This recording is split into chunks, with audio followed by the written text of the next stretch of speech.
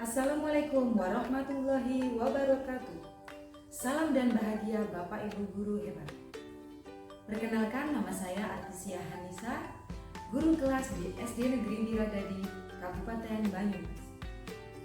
Saya akan berbagi praktik baik mengenai percakapan berbasis coaching untuk mewujudkan student well-being.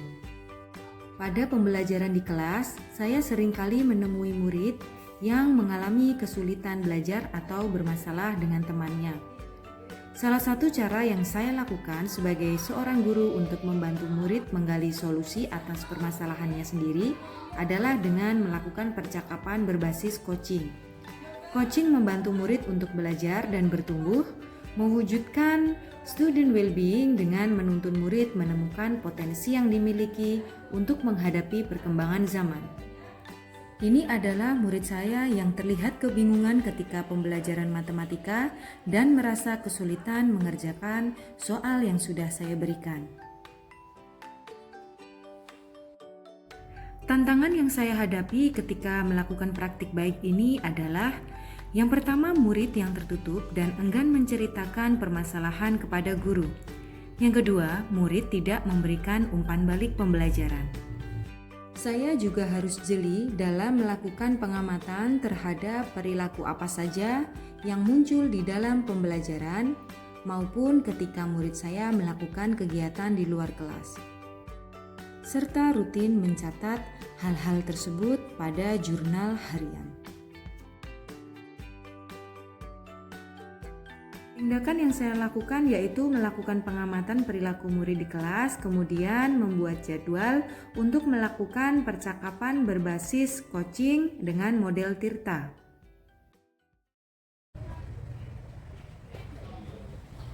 Jauza. Dalam. Lagi masakan. Ini, Bu Guru mau ajak ngobrol Jauza, boleh? Boleh? Bu Guru kemarin kan pas pembelajaran matematika lihat Jauza, sepertinya kayak kebingungan gitu.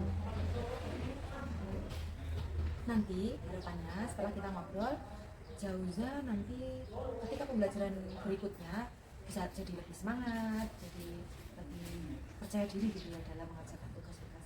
Nah, Jauza, kemarin yang Jauza rasakan pas pembelajaran matematika di kelas itu, yang dirasakan tuh apa? Saya tuh rasanya bingung, Bu. Selain bingung apa?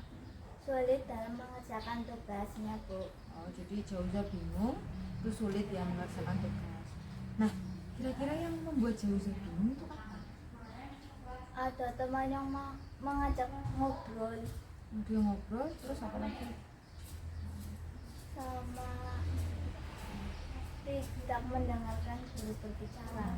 Makanya bikin Jauza bingung gitu ya. Jadi Ya. ada temannya yang ngobrol sama tidak mendengarkan bu guru. Terus yang kedua tadi, sulit mengerjakan tugas. Kira-kira yang membuat sulit mengerjakan tugas itu apa? Kayaknya saya jarang latihan soal. Di rumah jarang latihan soal ya? Ya. Gitu. Jadi seharusnya latihan soal, belajar gitu.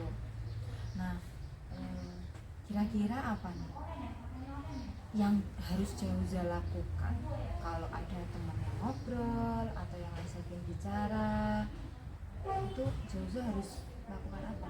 Cuekin aja. Cuekin aja gitu. Iya. Berarti kalau ada yang teman yang ngajakin bicara, Jauza diam gitu, mendengarkan penjelasan bu guru. Nah, jadi Jauza milih cuek aja mendengarkan penjelasan. Terus yang membuat Jauza itu nanti bisa mengerjakan soal, terus bisa mengerjakan latihan-latihan soal, itu nanti apa yang akan Jauza lakukan? Ya, saya sudah mulai latihan soal lagi. Terus mendengarkan guru berbicara saat menjelaskan, sama saya belajar lagi dengan sungguh-sungguh. Kira-kira kalau di rumah itu cara belajarnya Jauza itu gimana?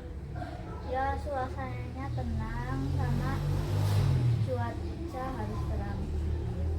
Maksudnya ruangannya ya, yang Ya. terang ya. Oke.